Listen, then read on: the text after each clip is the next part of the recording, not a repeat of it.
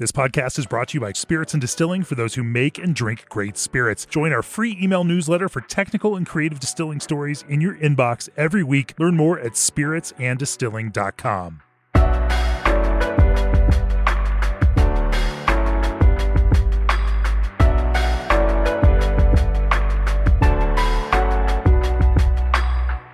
Hey guys, welcome to the Craft Spirits and Distilling podcast. I'm your host today, Sydney Jones. We are on episode number 22 of this season, episode number 44 of all, and I am very, very jazzed today because I have a dear friend on the show, the absolutely legendary Dave Smith from St. George Spirits. He is equal part head distiller, blender, teacher, jack of all trades, my favorite English major. They're out in California. And if you are not familiar with St. George Spirits, they are like one of my bucket list incredible, most favorite operations. And this episode was inspired by my conversation with Todd Leopold. So really excited to get into this all today with you. We're going to be talking about gin, American single malt, and kind of how Dave and Lance Winters have created this incredible distillery that has put out some of the most influential spirits in the world. But before we get into all of that, G&D Chillers understands that each distillery's chilling requirements are unique. On every distillery project, G&D offers the front-end design and engineering your team needs at no cost to you. Hank Presley, head distiller at Moondrop Distillery, says, "Early on, we made a decision to partner with quality American-made companies. One of those companies was G&D Chillers, and we are proud of that choice. Our equipment from them has run long and strong. We put our first barrel in our rickhouse in September 2021, and over the past 3 years, we put back more than 540 barrels. What a great decision to team up with a company like G&D Chillers." Reach out for a quote today at gdchillers.com. Dave. Oh, Dave. So happy you're here. Sydney, I'm very happy to see you, and I'm gonna steal a note here, and you'd say "Oh Dave" or "Oh Davey." Oh, so, in honor of and so. God so damn sorry. it! So That sorry was to start out with that. great. What an opener! Hitting us with the dad puns. I'm a very proud dad. I'm going to show you pictures of my kids and my dog before this is all done, and my wife, who's exceptional. And I punched way out of my weight class when I married Julia. But just want to say cheers to you and thank you for doing what you do and being who you are and just being an absolute rock star. I'm really excited to spend some time with you. That is such high praise coming from you because backtrack. Dave, I have loved Dave and Lance and St. George for years and years and years, to the point where like I mildly stalked both you and Lance years ago. You guys did a live stream on Instagram where you were talking about, what was it? I think it was whiskey, or maybe it was the Reposado gin. You were talking about something, and I was a weirdo in the comments, like having a full-blown conversation with both of you. You were at St. Augustine Distillery in those days. Manifest Distilling. Yes, I was down in Florida. But you were in Florida. Yeah. I was in Florida, and you and Lance both have such an incredible way of describing really cool ideas in spirits. In this particular conversation, you said something along the lines of like, between batches, I want you to know our spirits as a good friend who, whenever you visit with them, they tell you a new story every single time. And that explains kind of your batch variation that you get with craft distilling. And it was this light bulb moment in my head. I was like, fuck, that is a really, really poetic and beautiful way of explaining batch variance that comes from batch distillation. And from there, have just been obsessed ever since. Thank you so much. I mean, that's amazing that you remember that, and I think a lot of that comes from the intimacy that we feel here at St. George. The entire team here is incredibly talented, and we all kind of wear our hearts on our sleeve when we make spirits and when we put something out into the world and we want to share it. And it's got to have that same connection to us, the kind of connection where it's like, someone makes fun of you. I'm kind of annoyed by it, but so what? but you make fun of my friend or something like that. Like I suddenly I have like mama bear kind of, rage. And that's kind of the way we are with our spirits. Like we put these things out there and they're meaningful to us and they're inspired by real moments and their sense memories that belong to us. So I love to hear that it's amazing that you remember that moment. And I apologize. I actually do remember you from that Instagram post, because it was sort of like, it was kind of like, okay, wait a second. Here's this person, Sydney, and they're asking like very specific questions, which makes me think that you actually what you're talking about, and you're it's not the normal question kind of vibe of like, I'm just like, oh, wait a second. Who are you? And then it was also, you were from Florida, or you were living in Florida, and I spent some time as a kid living in Florida. It's where I went. It's where I got a degree in English. And so for all of it, so I was kind of like, oh my gosh, there's a person in Florida who cares about some of the things that we care about. This is interesting.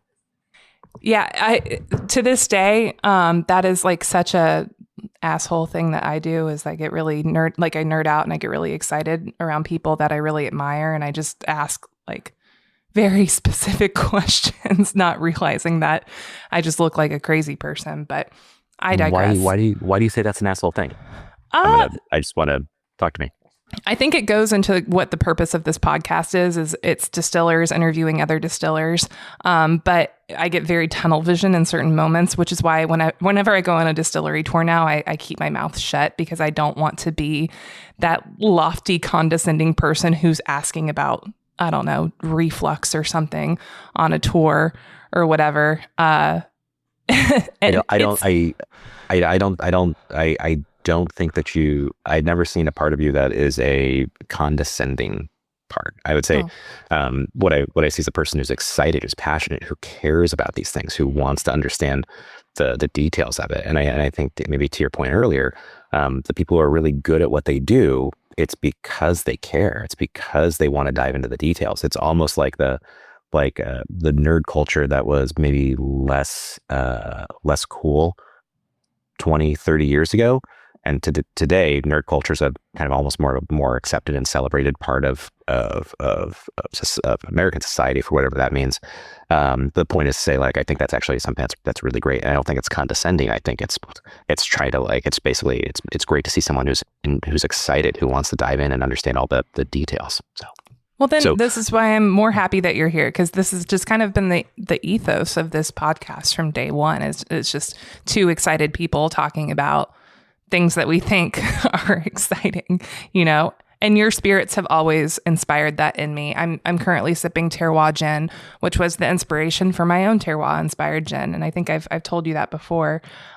You guys captured a moment of California in your glass, and I picture it so clearly in my head, having visited San Francisco a couple of times now. And I know you guys are just across over in Alameda.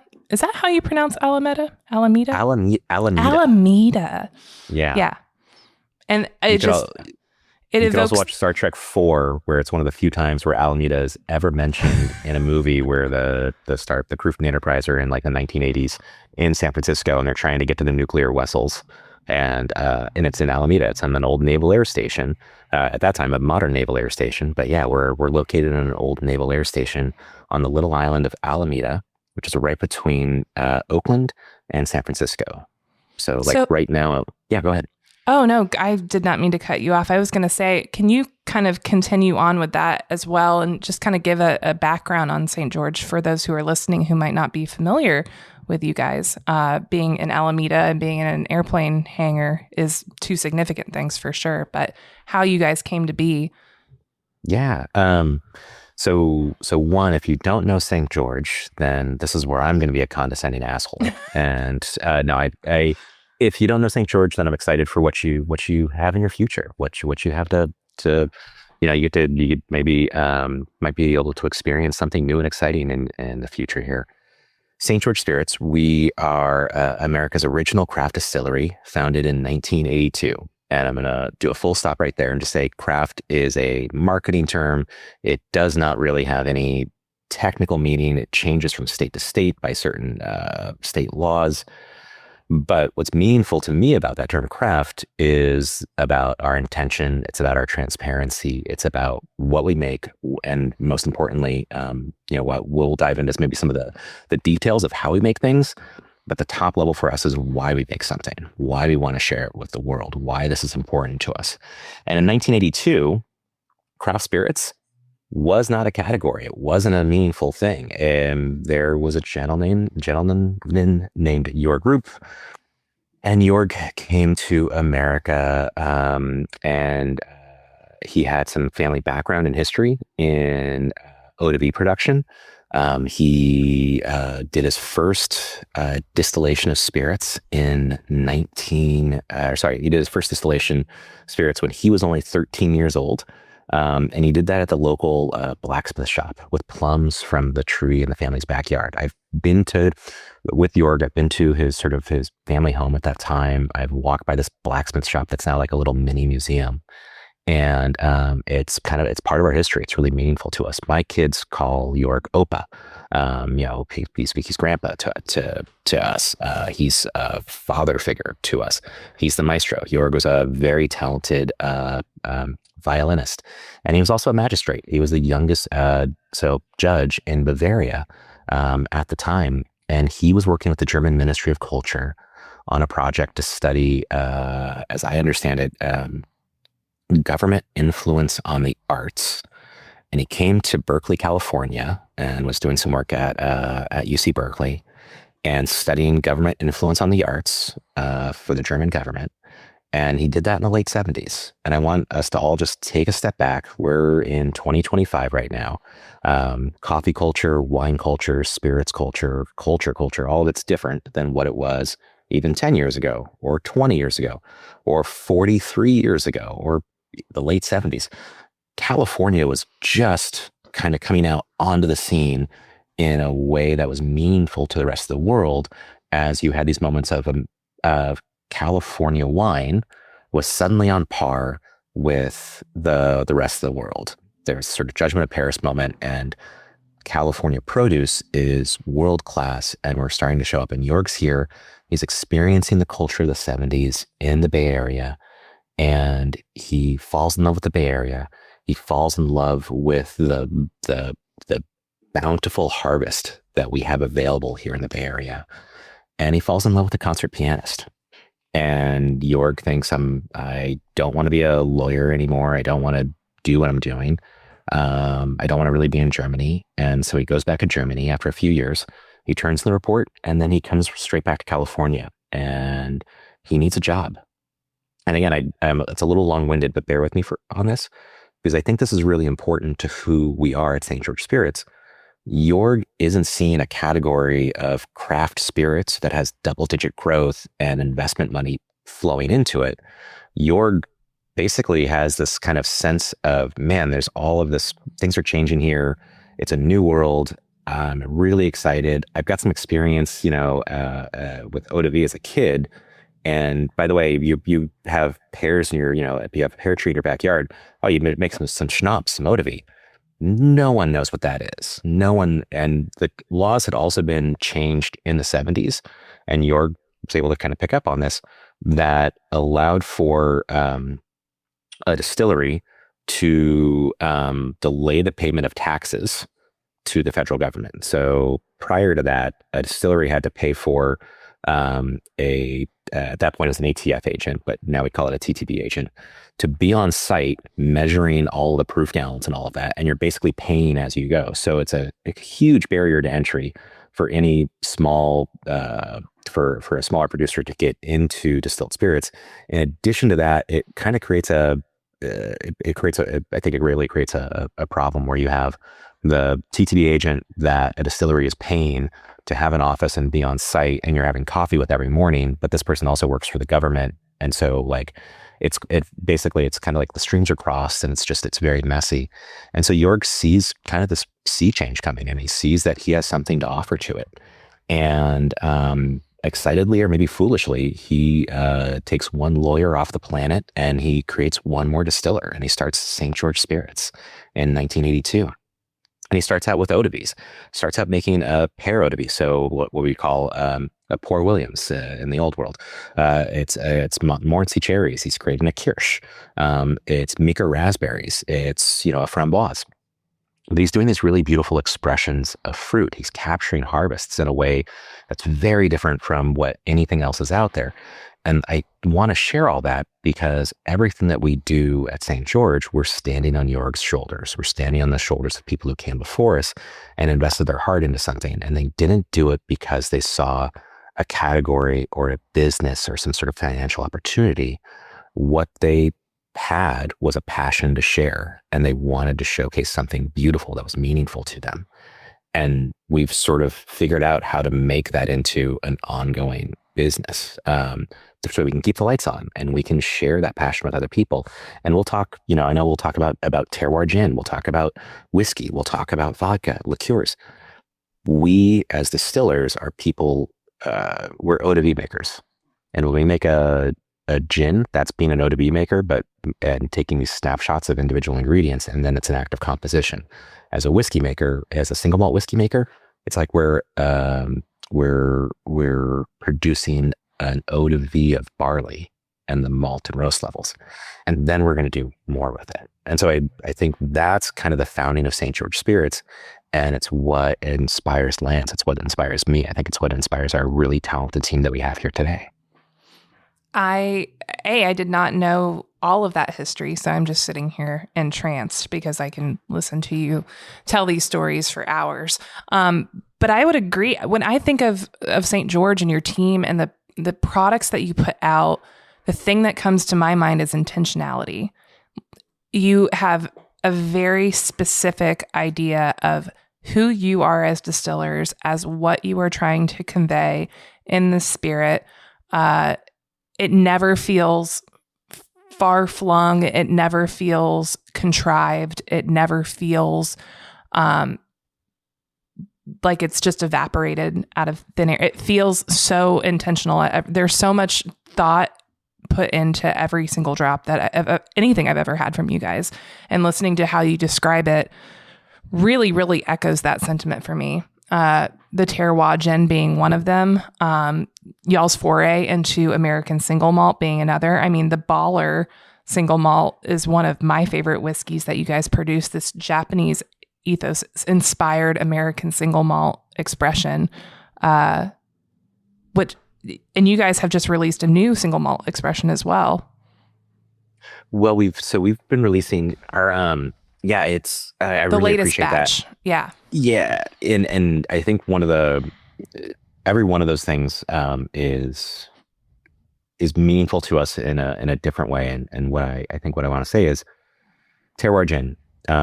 That's inspired by Lance picking up his son Franklin at a summer camp, probably about 18 years ago. And it wasn't a gin. It was just a sense memory. It was a moment of time. It was something that he captured, and he had this, Lance will tell you the same story, but he was feeling like a bad dad and he was rushing out of here. I was working the stills. I remember him leaving and hustling out of here to go pick up his son, in the middle of summer. And Lance will tell you, he gets out of his car and he's walking towards like a pen of like screaming like 8-year-olds. So he should actually feel his blood pressure rising, and he's breathing in the air. And if Oakland has, the Oakland Parks and Recreational System is absolutely amazing. There's some really, like, you can go into the Oakland Hills and you drive 5 minutes and you suddenly are not in the Bay Area, major metropolitan area. You are walking among pristine redwoods and Douglas fir and wild juniper. And he describes this moment of like, he got out of his car, he's breathing in the air. There's that sort of warm, dusty, sun-baked trail. And then you can feel it 20 feet away. There's the forest line where it's all shady and you can feel the cold air over there, even though you're not there, and you're breathing in just the pine trees. And he's thinking, okay, I'm okay. Life is good. It's calming. And he thinks, man, I wish I could capture this and share it.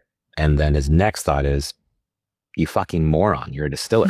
Your entire job, your purpose on the face of the planet is to capture this and share it. And so for years, he was bringing in his Christmas trees. We were distilling Christmas trees and just trying to figure out, hey, I wonder if a pine tree is different than a noble fir, or a noble fir is different than a Douglas fir. I think this is important to you as well, Sydney, where you're trying to get into the details of something and trying to see like, hey, is it all just kind of piney, or is there more underneath that surface? And for a long time, terroir gin was just this concept. It was pine trees, and it was thinking about the area, and it was traveling to Mount Tamalpais up in the Marin Headlands with a wild forager to learn about what was around us. And it wasn't a gin. It just sort of became a gin, became the category that we could fit this sense memory and this concept and really start to have a sense of the landscape that I was going into. Single malt whiskey we've been working on since Lance started here in 1996. Our first barrels of American single malt, even though there was no category, we were laying down in 1997. And there were a couple of American single malt producers, laying down barrels even before that, over at McCarthy's. Certainly, Steve McCarthy and was doing their American single malt. And then St. James Distillery, which is no more, was doing an American single malt in California as well. But when Lance showed up, it was really about it's about self-expression and what he was trying to create with Jörg's guidance and influence. And he had come to St. George. Lance showed up at St. George with a bottle of his homemade single malt whiskey that he was making in his garage. He had made the natural changeover from being Lance was a nuclear engineer in the U.S. Navy, and when he got out of the Navy, he was a brewer, and then fell in love with a bottle of Lagavulin and realized that there was a story to tell, and there was really something magical here. And by the way, if you're a brewer, you're kind of doing half the work of being a distiller already. And so he started bringing home beers from the brewery, and he was cooking spirits in his garage, and realizing that the malt levels, the roast profiles of the barley changed the character of the beer. And so he started working up ideas, and he brought this bottle of his homemade single malt to St. George Spirits, where he knew of Jörg by reputation.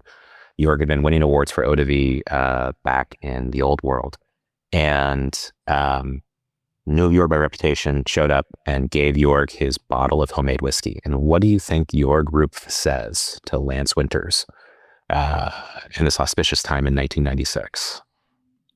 Amazing question. I'm trying to think. Experiences this bottle. This guy shows up. Here's my bottle of homemade whiskey. What do you think to be said? There's no wrong answers. It's either he loved it or was like, who is this person who is showing up here? What is this that I'm tasting here? I feel like that's the only two directions it can go in my mind. It's a little column A and a little column B. There we go. So Jörg smells Lance's whiskey and tastes it. It's, Lance he's flavored it with some oak chips, I won't say aged, but we'll say flavored. Mm-hmm. And Jörg says, it's inoffensive. And perfect word. So much to unpack with that one single word. Here's what I want you to know. Jörg is absolutely the maestro. His care for the details is so extraordinary. And Jörg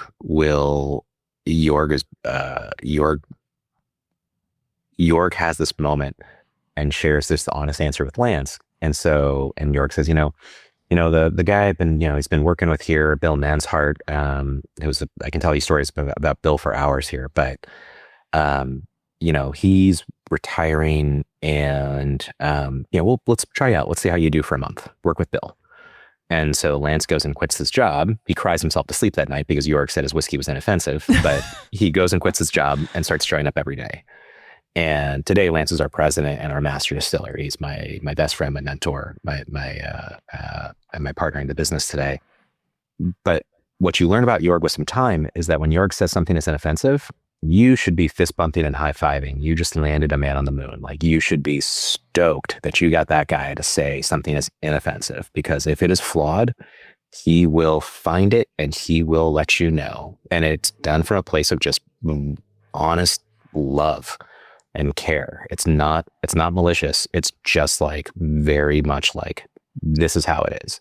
When we're working on anything here at St. George, Lance and I will joke that like Jörg is still like both the angel and the demon on each of our shoulders, who you think that you've like, and this, Sydney, I think, where you're making something, you're crafting something, you've poured your heart into it and you're not sure if there's more work to do. It's like, is that it? Is that finished? And we've got this angel on one shoulder and a demon on the other shoulder. And they're both saying, is that it? Is that your best work? Is that truly what you think this should be? And so I think it creates some drive. It creates something where you're always trying to make it just that, like, the song's beautiful, but can I just get it? Can I get it just a little more in tune? Can I just get, like, does it need one more note, or do I need to take one more note away? I think I need to pull one more note out of it. Like, you're kind of constantly in that space with it. It's the fish hook in our mouth that we constantly are pulling against our entire career.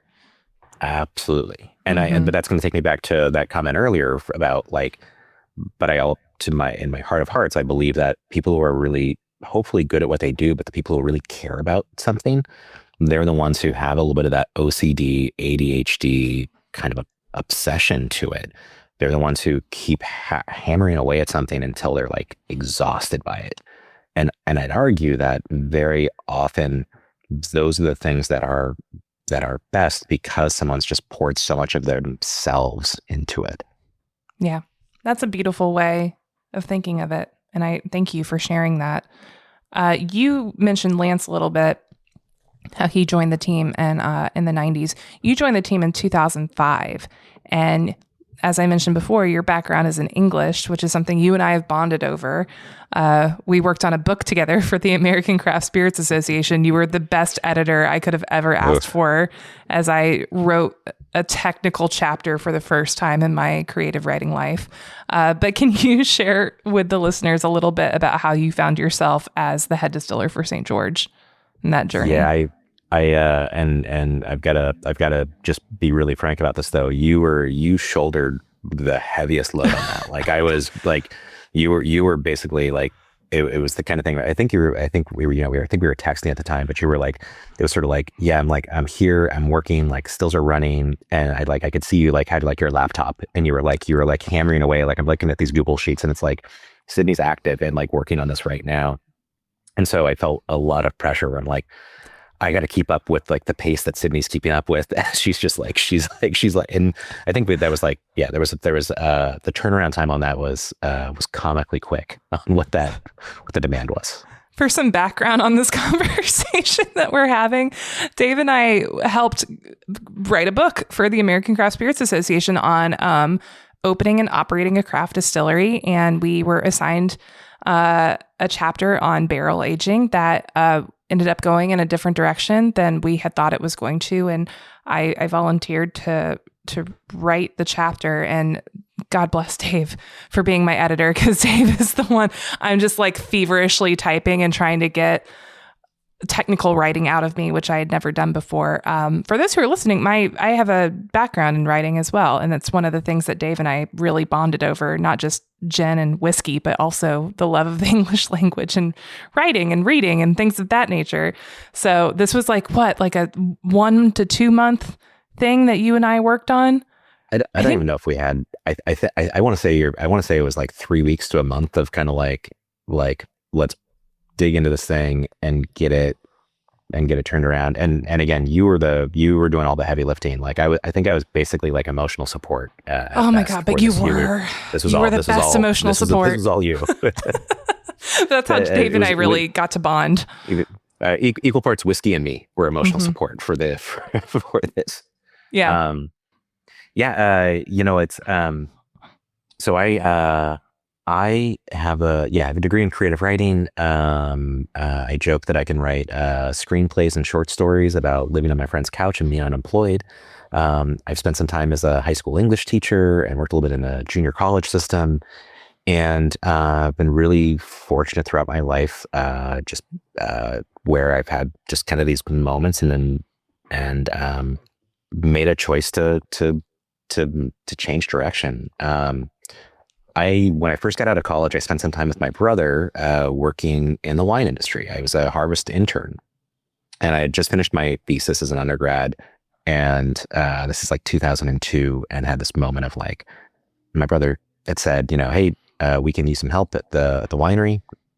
Work really hard for a couple of months. I'll teach you to drive a forklift, maybe make a barrel of wine.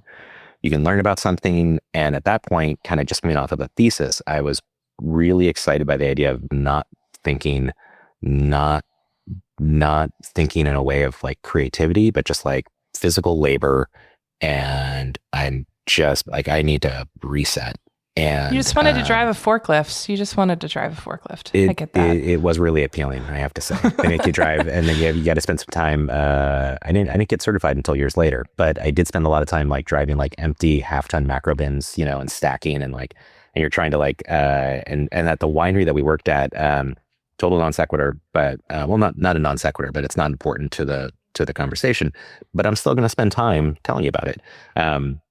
We stacked. So Sydney, I'm sure you're familiar with the, let's say Bordeaux Burgundy style barrels. So they're about 59 gallons, give or take 60 gallons. And the barrel racks that they're on are these metal racks. So you have 2 barrels on a rack, and then you have another 2 barrels on a rack, and they get stacked one on top of the other. The winery that we worked at stacked 6 high. So with a forklift, what you'd have to do is, yes, drink more gin while I'm telling the story. With a forklift, what you'd have to do is basically do a stack one on top of another. Then you'd stack maybe a third and a fourth on there. And then you had to get a double stack of barrels and then raise that high enough to stack that double stack onto the 4 stack, because you couldn't, the mast of the forklift didn't go high enough to stack the top layer on. You had to do it as a double. And it just is anxiety producing like no one's business. It is a very, and just the fear of toppling, like the classic domino effect. Yeah, I'm getting flashbacks of when I was at Few, I would palletize our barrels in a building it would be me in a forklift, and I would be stacking them like 4 or 5 high in this warehouse. And and I would also stack pallets of grain, and I just got really, really good at just balancing precarious things with a fork truck. But I digress, please. I recognize the trauma in your eyes when you were saying that. Yeah. you get really good at it, and it doesn't. And part of that is, again, that it's the anxiety. It's I think it's the care. Like if you're sloppy and careless in doing that, you don't get to do it for very long. And it's because you carry the terror of like, what's the worst possible thing that can happen, and that does frankly happen sometimes in warehouses, and it's really sad and unfortunate. But so all of that is to say that I spent some time with my brother in the wine industry, and then I thought, man, I'm gonna write screenplays, and I am gonna go to my MFA program, and I basically went back in search of all those things, and kind of figured out through really hard times. I found out that maybe I wasn't as good of a writer as I thought I was, and wasn't ready to do what I thought I was supposed to do. And I thought I was supposed to create worlds. I thought I was supposed to really craft something unique and showcase and inspire other artists to make their art. Like as a playwright or as a screenwriter, your job is not to be a full fiction writer where you I create the entire world, but instead it's to inspire the director and the actors and the costumers and the gaffers and everyone else to bring their best art forward. You don't control all of it. You're more like the seed of inception. And I was really, it was hard. I was heartbroken in a lot of ways. And I had a number of jobs, and I was teaching, and had the summer off where I was still getting paid, and I went and lived on my friend's couch in Texas, and I had my car packed up, and then I talked to my brother Matt again, and Matt's a really talented winemaker. He had been a chemist, and then worked in a lab at a big winery, realized that enology and viticulture was his love in life, and he packed up he and his wife packed up they had a baby, they had another baby on the way, they had 2 cats and a dog. And Matt went back to school, worked full-time the whole time, got his degree in enology and viticulture, and then started working for some wineries. And so I did, after he started there, I did that first round of an internship with him at the winery where he was working. And then I, in 2004, did another round. I was kind of figuring things out. My nieces were really, really they were young, and it was exciting to be a cool uncle, and I would never have that opportunity again. So I thought, I'm going to go back out to California and do another harvest, and I want to be close to my nieces, and my brother and his wife kindly took me under their roof because it's the Bay Area and it's not easy to stick a landing here. And then my next task was, I'll do this and then I'm going to go down to New Zealand or somewhere in, South America. I'm going to write and travel. I'm going to do another harvest cycle down there. I'm going to just live and learn and enjoy a little bit of life. You work hard for 3 or 4 months, and then you travel for a couple of months, hop hemispheres. And I just, let's see where it goes. And I was working on at the time, it was Harvest 2004. I was working on an agricultural visa to New Zealand. And then I met Lance and Mike Dash, the winemaker that both Matt and I worked for. It was Mike and Ann Dash Cellars. Really talented winemakers and making beautiful wines. And Mike had said, "Hey, Dave, do you know Lance over at St. George?" I'm like, "Oh, yeah, because St. George and a bunch of wineries had shared space previously, and everyone kind of knew everyone. It's sort of incestuous in that way." And my brother Matt said, like, "Oh yeah, St. George, we're going to go over there. When they get raspberries in, the whole place smells like jam." And the first eau de vie I ever had in my life was the St. George pear brandy, that Matt had bought as a Christmas present for our mom. But Mike is saying, "Dave, do you know Lance over at St. George? Because you got kind of like a fucked up, twisted, dark sense of humor. I think you get along really well with Lance over at St. George." And so you fast forward, my brother Matt's saying, "Hey, St. George needs some help. They launched this brand called Hangar One. And Hangar One is a brand of vodka that Lance and York created and eventually sold to Proximo Spirits. But in those days, St. George was very small. They were just moving from a 5,000 square foot space to a 65,000 square foot space on this old naval air station. And I started talking to Lance. I left the winery to go home and take a shower, put on a tie, go to my interview with Lance. I said, what does this pay? Assistant distillery worker. And my brother Matt says, if Lance offers you a job, you say yes. They're really good guys. These are just try it out for a year, just see what happens, and then bail out, man. You don't have to do it forever, but these are really good people, and there's some good things happening there. And everyone I talked to said that Lance and Jörg are really good people. They really cared. And so I went and did this interview with Lance. I had my Sydney, you're going to appreciate this as a writer. I had my resume. It's perfect. Margins, spacing, everything it's visually appealing on the page. It's succinct. It delivers everything. It's a 1-page resume. And I walk into Lance's office and I gave him my resume and he takes it, looks at it for a second and then crumples it and throws it over his shoulder. And I thought, Cool. Cool. I'm dead man walking. That was like my best work. There's no way. I'm done. And so Lance and I are talking, and he says, "Dave, I know that you work with your brother Matt. You work with Mike and Ann Dash. My brother Matt has a winery called Blacksmith Cellars, and so I would work with him as well during the harvest." He says, "I know that you work, and during the harvest, but that's also when St. George is getting in pears and raspberries and cherries.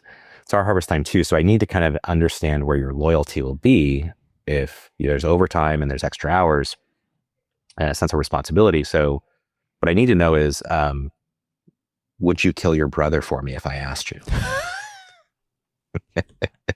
And Lance will tell you I didn't miss a beat. I will tell you that I had the moment in the moment where the camera pushes in while zooming out, and I'm just evaluating what's going on, and I'm considering whether or not I should drop an F-bomb. So I'm thinking of I'm 8 and 10 years younger than my 2 older brothers. I'm thinking of all the times that I had the emotional, physical, and spiritual shit kicked out of me as a kid. The terrible things they would do, where they would hang my teddy bear Corduroy from a noose from the ceiling of my room as a 5-year-old, and then I'd run over and try to get him. And then that's when the hands would shoot out from under the bed to grab my ankles, where it was just they were intense. And a lot to unpack there. It's a lot. There's a lot of trauma there. And so I think for a second, I go, fuckers had it coming for a long time. and Lance goes, "You're hired." And he stands up and shakes my hand, and I shake his hand, and I walk out. And I think man, I don't even know what my hourly rate is. Like, I don't even pay for this. I don't know if I have health insurance, but I guess I work here now. No idea. And that was the end of 2004. And I started in January 2005. And best decision I ever made. I've been incredibly fortunate for the mentorship and the love that I've been shown at St. George Spirits, and I hope I've been able to contribute to the people here and to help share what we love and what we're passionate about at St. George. I would agree with that. I've met several of your team members, James and Eric, and every single person I meet from the team is kind and smart and passionate, and it's exactly who you would want on your team. And I think that's a big representative part of who you guys are. And I love that you came from a similar kind of non-traditional background that I did. And it's one of the reasons why I think you and I connected so closely early on. It's that, you don't need a background in bio or chem or something to make good spirits. You need to give a shit. And I think having an artistic flair really does help. I've talked a lot about this with, my old boss, Paul, up at Few, is that he loved to hire artists because they were the ones that would make these really inspired spirits that can't necessarily come from like the rigidity of thinking that the STEM sciences really encourage, And there's art to science, and so I don't want to take away from that, but I think to your point on it, the idea of having some creativity is a really powerful motivator. It's a really powerful way to care about something, because there's a version of this where as a creative, if I'm trying to make something and I'm emulating what someone else is doing, what someone else's best work is doing, hey, this London dry style gin is really taking off. We should make our own London dry style gin.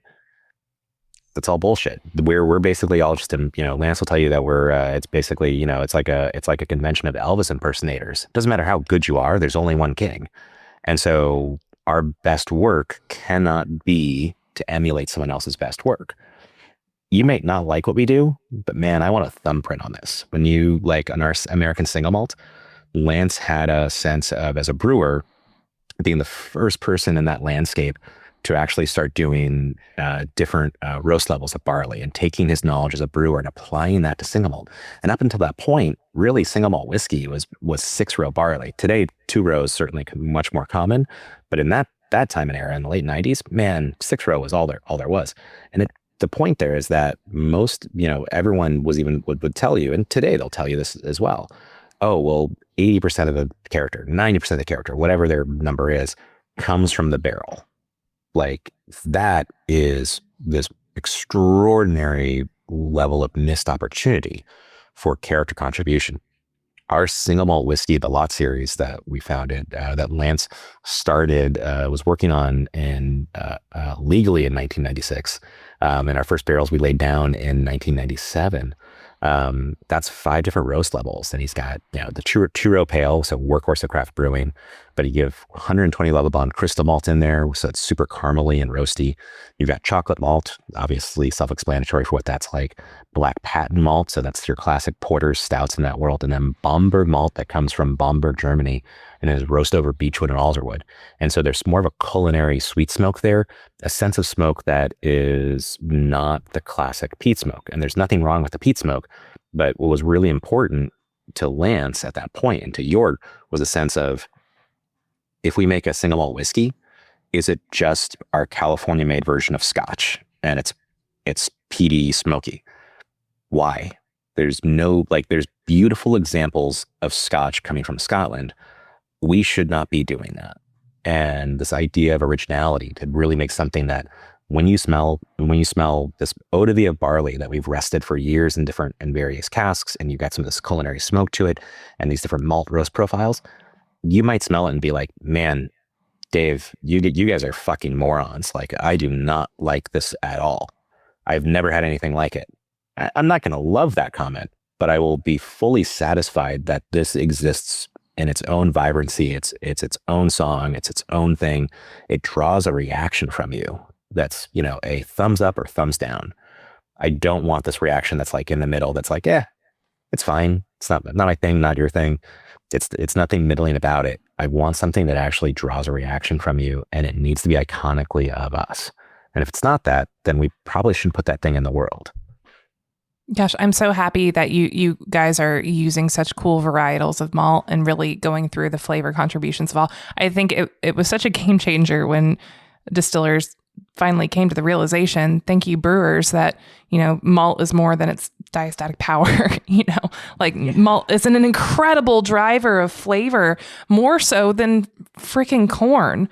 I'm someone who works with a lot of corn. I'm bored with corn, and malt and rye and, these heirloom grains, but especially malt, because brewers have known for years and years. And I feel like the craft distillers were catching up now, but we were so behind in that regard that there's hundreds of varieties of just these really cool, accessible malts that can translate into really cool distilled spirits.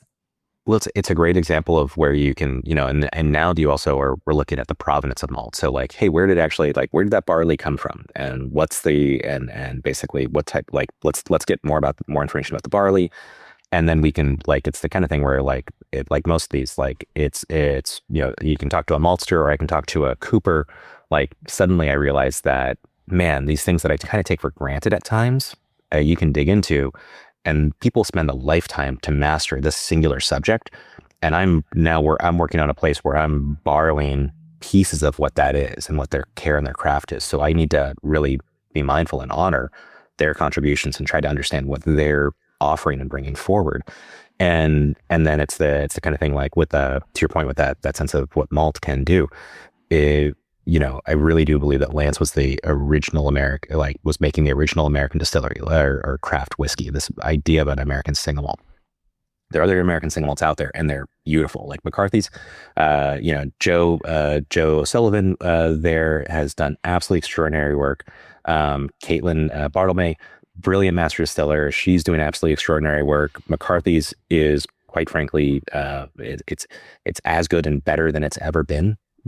For me, when I'm tasting some of their expressions and some of what they're doing, I think they're really doing beautiful work with it, and they're making that into something that's iconically its own now, and it's really, really important work. I really love that Lance tried to get at this idea of a single malt from a different perspective, and then even to your point earlier about this idea of here's our baller single malt. That's our California take, St. George take on a Japanese whiskey, which is originally Japanese whiskey is absolutely its own unique, beautiful single malt concept, but it originally is inspired by Scotch whiskey in a very direct fashion, with so the history of Japanese whiskey, and that's inspired by us having bowls of ramen at our friend's ramen shop in Oakland, that is aptly named the Ramen Shop. Don't try to order a cheeseburger there. Don't get the pizza. It's ramen. But they're really amazing artists in their own right. And we're there having bowls of ramen and enjoying life and sharing meals with our friends and our friends and family and friends who are like family and vice versa. And we're drinking, hibiki highballs, hakushu highballs. Life doesn't suck. Life is really good. Here's this bowl of miso pork belly ramen. Sydney, when you're out here, next, we're going to the ramen shop. This is not my asking face. This is my telling face. Say less. I have no ramen here in Bardstown, so perfect. We will.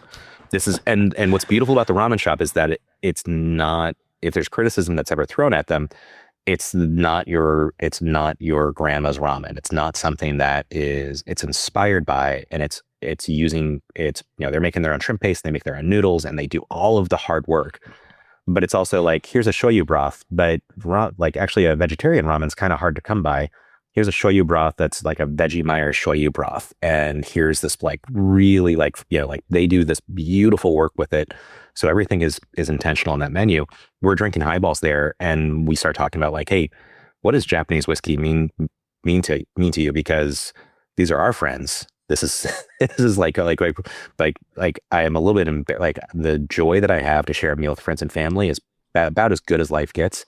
The only thing better is when you've made that meal for your friends and family and you see them enjoy it. And we've done nothing to contribute to the table. It's almost embarrassing. And our single malt, our lot series single malt is gorgeous, but it's dessert whiskey. It's chocolatey and hazelnut and tropical fruit and a bit of this culinary smoke that's kind of like ham and bacon, and like it is gorgeous, but it has no place in the highball being served at a meal. And so we started looking at different experiments that we had done over the years and found a mash bill that was two-row pale and Munich malt. So a much more austere style of mash bill. Munich malt is kind of like a honey malt. It's like number 3 on your toaster. It's warm without being rich. We're looking at mostly used American oak, a touch of French oak in here. And then in the most St. George way possible, as we started to work our way into this kind of concept of what does Japanese single malt mean to us, we eventually figured out that, of course, the simplest way to achieve our St. George homage to what we love about Japanese whiskey is to start making our own shochu in-house using California grown rice, and working with other friends at Takara Brewery in Berkeley. So we're working with like the sake kasu, like the lees of sake making.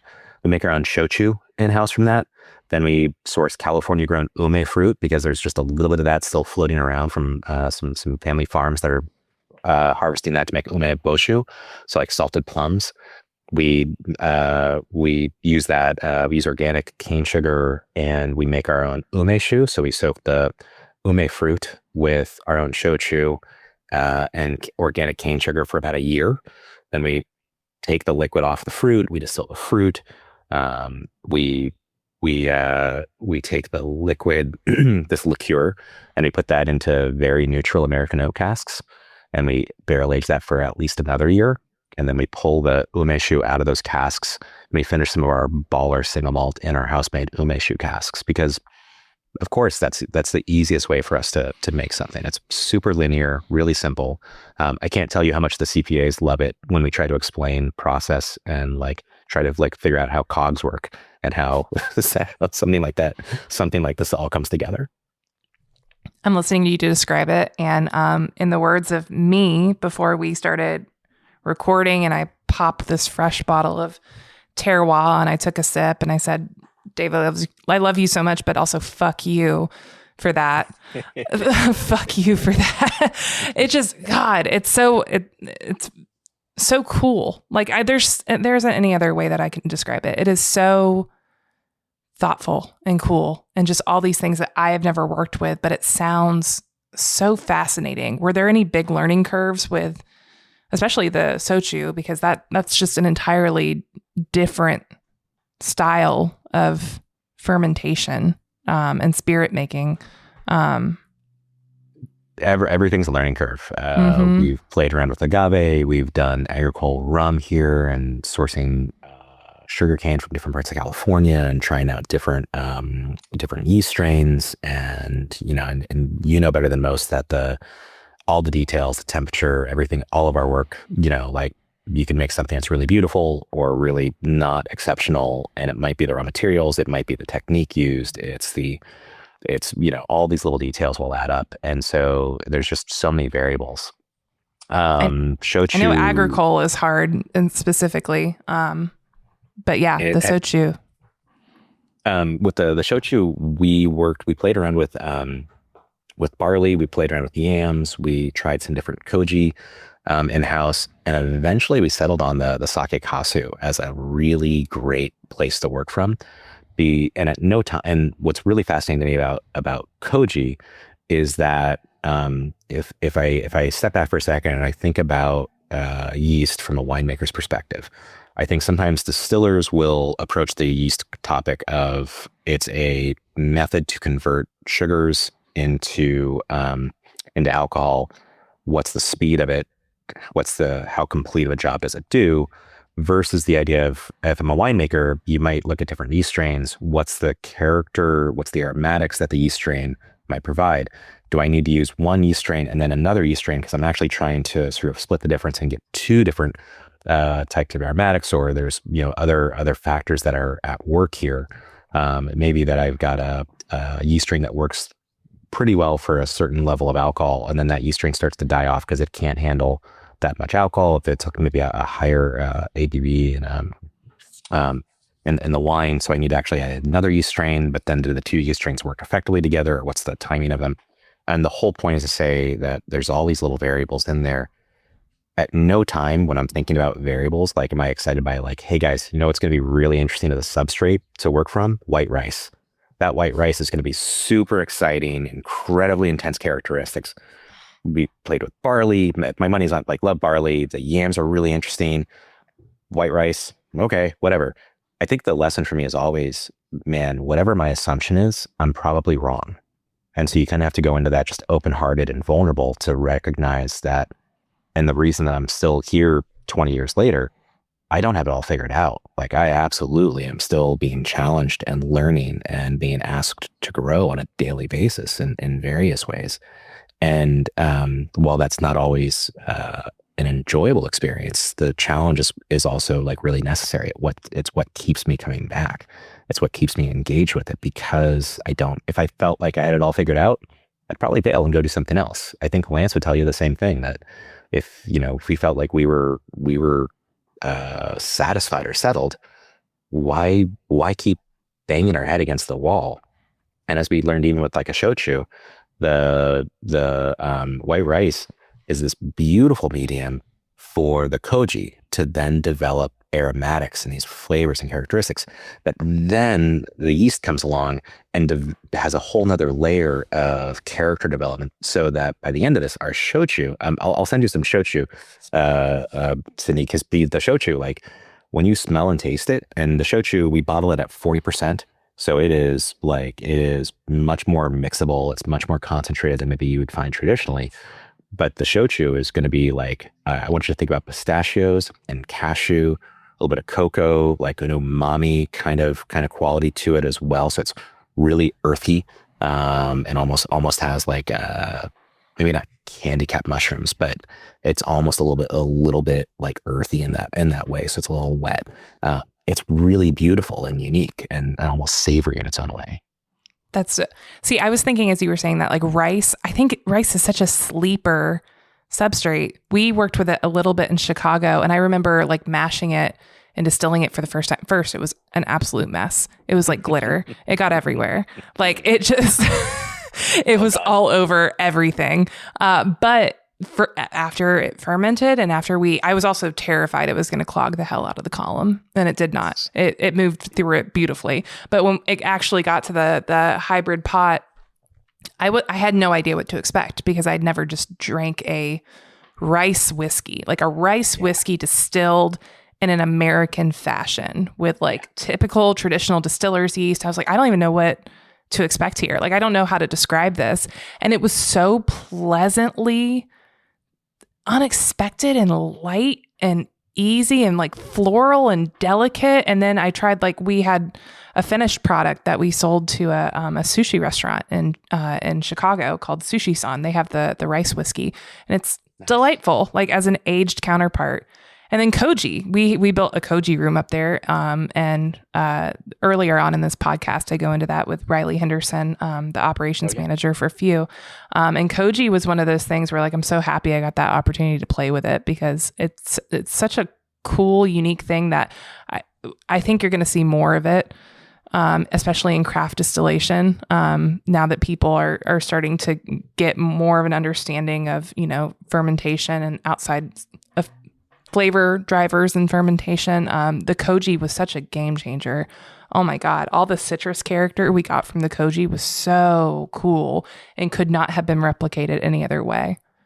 And it goes back into that idea of like, okay, let's learn more about koji. Oh my God, there's a whole world, vast world to go dig into, and there's yellow koji, and there's a black koji, and there's a white koji, and they have different traditional sort of concepts and what they contribute, and we can and there's just more and more details to dive into on it. I kind of love that, and I love that you all, like, you built a koji room. We were doing. I think those are really important moments for any distillery, for any creative.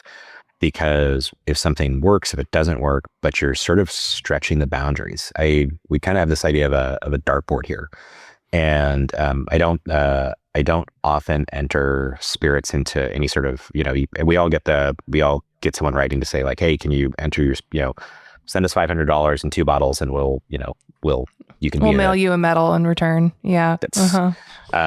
And I can understand it in some ways for people who are maybe trying to prove something to someone else, but we're not trying to prove something to anyone else. We are sort of our own best judges. We feel like we're trying to capture our own sense memories. And so when I make something for a category, let's say it's a gin or it's a single malt whiskey, I actually don't want a bullseye in the center of the category. I want to push, it can't be too far off the board, but I actually want to expand the boundaries of the dartboard. I want to push this a little bit further afield. I want to ask everyone to go a little bit farther than they've gone before with this concept. And that's what's more meaningful to us. And I love to hear that you describe that about that time at Few, where you're actually like, let's build a koji room. Let's play with this. Let's play with rice. Let's push this further afield than I've seen anyone else do right now. Because I think these are the things, these are like the footnotes of what's important to us right now. And also it might inspire someone else down the line. And like, this is how we actually create categories. This is how we expand categories. This is how we make sure that craft spirits don't just fall into like the trap of being an echo chamber of one another. We're not, craft spirits, any spirits out there. I mean, sometimes I'm sure you get this, man, probably more than I do, where they want to belittle the big guys, and they want to say that the little guys are great. And I'm gonna take a page to this idea of say there are little distilleries that are producing absolute artwork, and there's little distilleries that are producing absolute garbage. There's big distilleries that are producing absolute artwork, and there's big distilleries that are producing absolute garbage. And sometimes they're the same distillery too. Like they're, like for whatever that is in their portfolio. And I'm not trying to be judgmental on it, but I don't think the idea of like big versus small, this David Goliath thing that we want to fall into, it's too simple.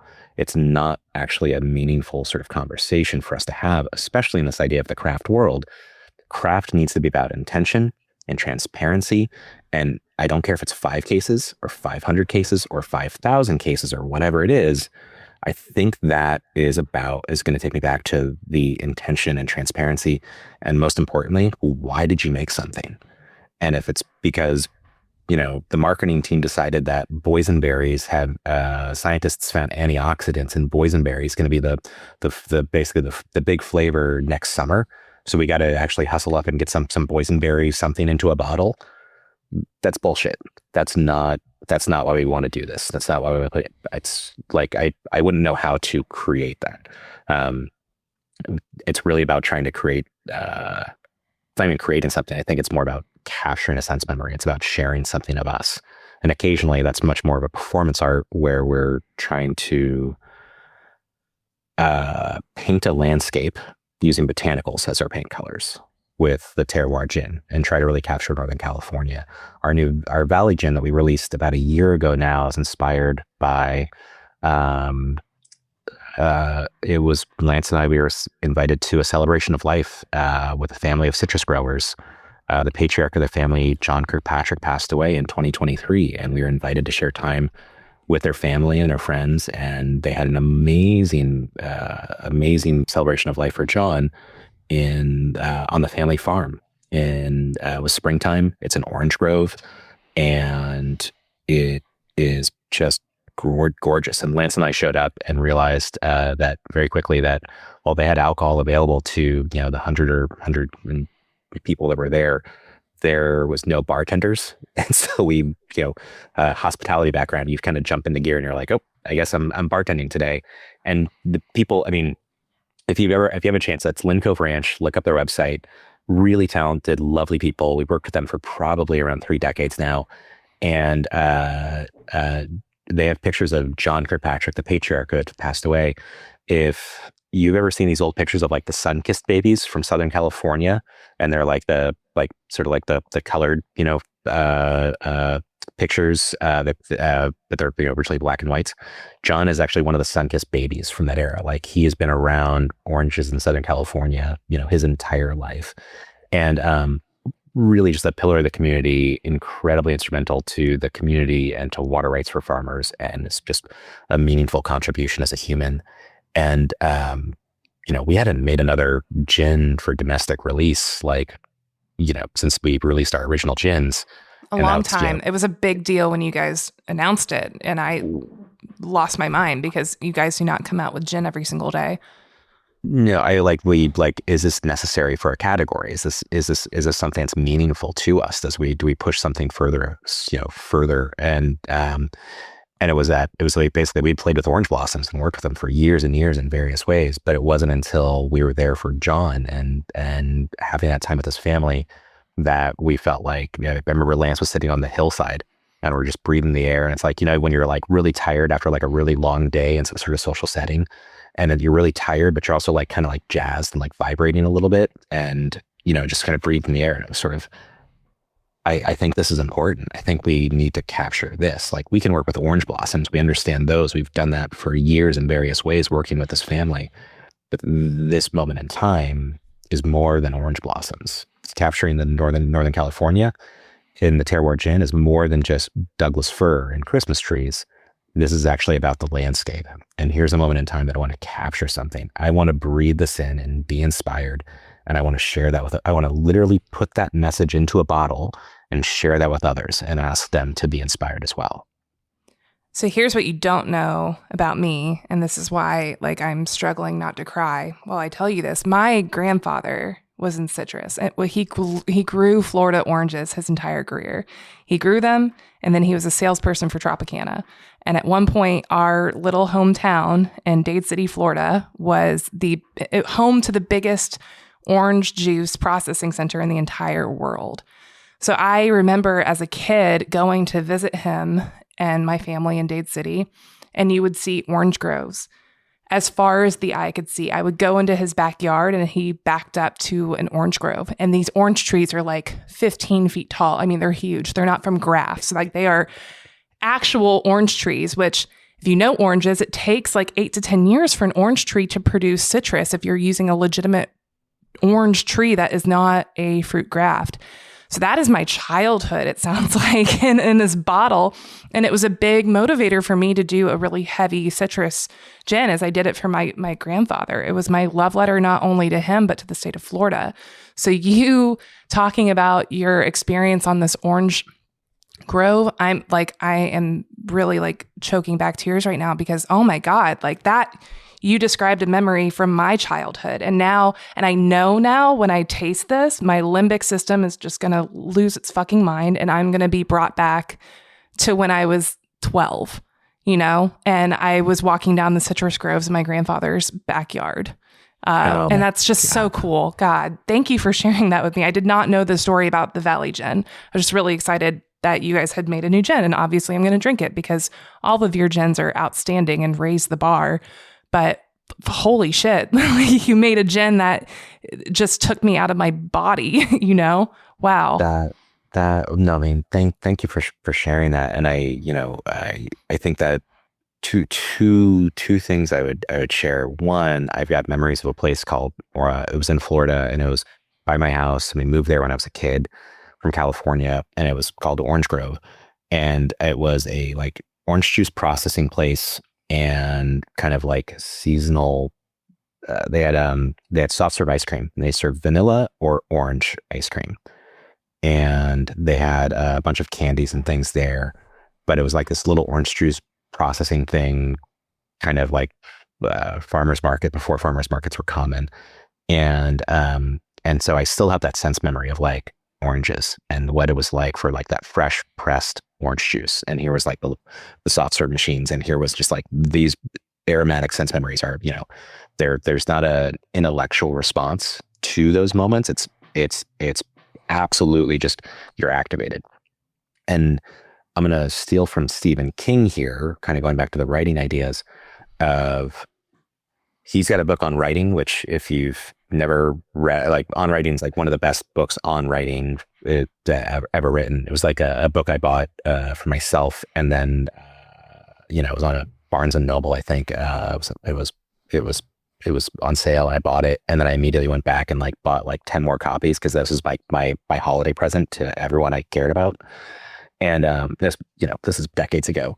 point is, though, in that book, I believe he says something along the lines of like, you can't tell me that there's no such thing as telekinesis, Black Cat, Friday the 13th, this idea of taking an image from one person's mind and planting it into someone else's mind. Because what he does as a writer is he makes these little tiny squiggles on a page that are black squiggles on a white page. And he's got one image in his head, and then those are basically planted into someone else's brain by this interpretation process of that. And that's kind of what writing represents to him. And I think about that often, going back to what you describe as a sense memory, capturing it, putting it into a bottle, sharing it with someone else.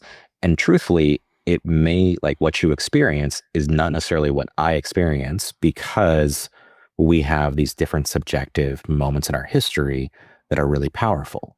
However, the truth of it with a capital T is that it's completely activating. Like, we both have this subjective reference point, but it's objectively coming from the exact same aromatics, the exact same concept, the exact same moment in time that's captured in a bottle. And then we have our own sense memories that are activated by it. Man, that's so powerful. And like, how can we not be grieved for that? How can we not want to celebrate that? How can that not be our intention as distillers? This is what we are here to do. This is where it's really exciting and really powerful to have the freedom to be creative and to make things that we care about and share this with others. And then they get to have their own sense memory and experience activated by that. That's so powerful. That's what I was thinking when you were talking about, like your experience with screenplay writing. Like you present this art, but it's not a punctuation mark. Like you are giving, the gaffers and the actors and the set designers an opportunity to impose their own art on your art. And that is exactly what this is. We offer up an art to the world, and we are giving our consumers, our tasters, an opportunity to experience these memories, to experience these sensations, whether they are taste or smell or even physical. Like, man, I get that nerve that just sometimes sends goosebumps all over me when I taste certain things that are minty. But you are giving your consumer an opportunity to impose their own artistic experience via taste, via smell, on what you have offered to them in the form of a glass and a bottle and a cocktail and whatever. And like, fuck, that's a super special thing. Who else can say that? Artists, well, but distillers, makers can say that. Makers can say that, and it's going to take me back to that. I'm going to beat the drum here of this idea of like, it's almost like not being creative for the sake of being creative, but being creative because there's a meaningful kind of thing that I'm trying to share that's important to us. And you can't get to know any of us through a single conversation. Hey, Sydney, we're going to talk about politics today, and after that, you completely know who I am. Or we're going to talk about family or religion or sports. You have to actually have a lot of different conversations with someone to really have a whole sense of them. And for St. George Spirits, for Lance, I know we look at everything we put out of this house as a way to express something more about who we are and what we care about. And to your point with that idea of like, as a screenwriter, as a playwright, as if I write something, I'm trying to inspire other artists, the director and the writer and the costumer and so on, to create their art. I also really, one of the things I love about this is that, we've got this pitch perfect, this thing in the Valley Gin. It was about a year of work, from 2023 to 2024, it's about a year of work. And then in 2024 at that family farm at Lynn Cove Ranch, we harvested 1,000 pounds of orange blossoms from that one family farm over the course of a few weeks. It takes one person about an hour to harvest a pound of orange blossoms. So 1,000 pounds, you have to do it early in the morning when it's cold out, before the bees come out. It's a big project. And they're absolute professionals. They just knocked it out of the park, and we were able to do that. And we harvested these orange blossoms. Hello, dog friend. I see you over there. I like your cape. It's cold here. She's in her sweater today. Yeah. my wife would have a real problem. She has a problem with any sort of greyhound or any dogs where she, because I joke that my wife, Julia, is part Italian grandmother. So she wants to make sure everyone's really well fed and really warm. Like that would be her, like, so like we've talked about, like if she had a greyhound, she would, or like a goldfish, she would just try to feed it to too much. Like she couldn't handle it. But the thing that I was trying to put out there, one of the things that I really do cherish, it's when you make a spirit and it's beautiful in my mind, but then you give it to a bartender, you give it to a really talented creative in their own right, and they smell that and they taste it and they suddenly go off and running, and they're now going to create their art that we have hopefully contributed to. And I had these moments of like, fuck, of course that cocktail makes sense. Oh my God, I can't believe that you did that. I've never connected those dots, and I've been working on this thing for a year, and I've never cross-referenced these two ideas of how this spirit would work in this context in that cocktail. And I love, like that to me still gives me goosebumps, where I get to see someone else get excited, they get creative, they now are going to go make something that I've never even thought of, and they've taken their art a whole nother stage well beyond what I'm capable of. That's a really enjoyable place to be. Yeah. Well, thank you so much for sharing everything. Every single time I talk to you, I feel inspired, and you communicate these things. I told you before that you just communicate these things that like resonate with me so much. And I think it's just because the way that our brains are wired, they're very, very similar. So I can't thank you enough for all of this today. No, it's really my pleasure. And I want to say thank you for doing what you do and for connecting with other creatives and distillers and having something that's sort of focused on the things that we care about. You're talking to amazing human beings, folks like Todd Leopold, who's one of my favorite human beings in the face of the planet. He's an inspiring distiller. He's an inspiring dad too. Have you ever talked to him about seeing, like, he shares stories about his daughter and his dad. Yeah. Like, he calls his daughter his hero, and it just makes me die every time. Yeah. Exactly. I mean, every time I'm like, it gives me goosebumps, and it kind of makes me, Todd, if you're listening to this, I want you to know that I love you. I respect you. And I'm also like jealous of like what a lovely human being you are. I wish I could be that good of a human being. So way to make me feel terrible about myself with all of your goodness and what you do in the world. The trope is he always comes up on on my episodes. We always end up talking. All roads lead back to he's the Wizard of Oz. He's the Wizard of Oz. Pay no attention to the man behind the Carhartt overalls, I think is the term we can use. I'll say, I mean, Sydney, you're doing beautiful work. You're an exceptional talent. Caitlin, Joe, I mean, like, there's so many human beings in our industry who are inspiring, and they're putting their best work out there. Adam and Nora at Lost Lantern, their intention and their transparency, they're those rare breeds, kind of like John Glazer and Compass Box, where they're able to create something and just be really intentional and thoughtful about it. And I'm so inspired by the work that they put out there. You know, like, they've got like a fan for life in me. And I'm so fortunate to have so many good people around me making things that they care about. I'm spoiled. And I'm spoiled because I get to work with people like James Lee and Chris Jordan and Eric Ball. And we've got like, Eric's only been here for a couple of years. James, I think, is celebrating his 15th anniversary at St. George in the next week. Chris has been here for 16 years. I mean, like, these are all people who put their hearts into what we do at St. George, and they care about it. And so Lance and I are really fortunate to have such good people on our team. Shout out to Eric, by the way. That man does karaoke better than anyone I've ever seen in my entire life. Oh my God. He can whip out Backstreet Boys like no one else I've ever seen. It's amazing. So when you're out here, I promise you, he doesn't even need a microphone or any karaoke on a regular basis. There's just karaoke. Basically, Eric's just like walking around singing, and magic. Yeah. We get some. It's the acoustics in this building are great. So. Well, I can't wait to get out there and see you guys, hopefully, in Sacramento for the upcoming American Craft Spirits Association conference. I will absolutely be seeing you guys for sure. But I think that's a great note for us to close our conversation on today. Would you agree? Whatever Sydney says, I agree with. Well, before we wrap up our discussion, just a quick reminder for those who are tuning in that for more than 30 years, G&D Chillers has had the proven solution for distilleries, and you should visit them today at gdchillers.com for all your chilling needs, because chillers are important. If you've enjoyed this podcast, you can go to spiritsanddistilling.com and sign up for our free newsletter, which features new stories every week from some of the best writers and distillers in the distilling world. Dave, if people want to learn more or taste for themselves some of the results of the projects you've been working on, how can they dig a bit deeper? Couple of things to check out.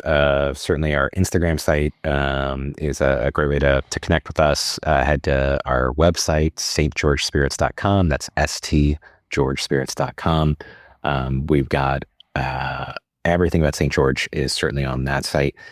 And we've got email addresses on there. So if you need to connect with any of us or connect to us via social media, we are very responsive. Just put it out there. I've been mentioning the production team, but even our team that's on the side for managing social media, we really do pride ourselves on, like, if you're trying to find a bottle of St. George Spirits and you can't find it, reach out to us. We've got an email address called findmebooze@stgeorgespirits.com, because frankly, like, Sydney, you know that distribution and all that can be kind of difficult to actually pinpoint where something is, but you're also not going to end up like just scratching at this on your own. We'll do everything we can to help you. I can't always give you a perfect answer, but you're going to talk to a human here. If you call here, you're not going to go through a phone tree forever. You're going to talk to a human. You do anything with us on social media, you're actually going to get a response from a human being who's connected to us, and we're there.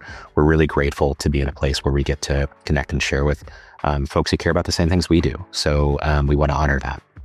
Didn't California just pass a new direct-to-consumer law recently? It's up to now. You can only buy effectively 3 bottles in California, and starting January 1, it should be at 6 bottles. But that's direct to consumers, and then there is some the shipping part of it is still sort of an ongoing kind of process. But progress. It's progress. It really is. Back in my day, we couldn't sell directly to anyone, and so it was.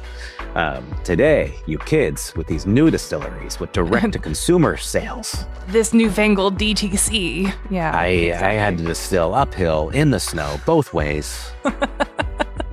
Exactly. Well, Dave, thank you so much. Again, it was also just really wonderful catching up with you. We need to do this more, honestly. I would look forward to it, Sydney, and you're fabulous. And James also wanted to say thank you so much for your kind hospitality while he was in Kentucky. He was really grateful for it, spoke very highly of you. I had tried to tell him that you were like a very nice person, that you didn't really care about anyone. I am the fucking worst. Yeah, really do appreciate you and everything that you do. So thank you. Thank you, sir. Well, and thank you guys for tuning in today. We will see you in another 2 weeks with another in-depth distilling conversation for you. Cheers.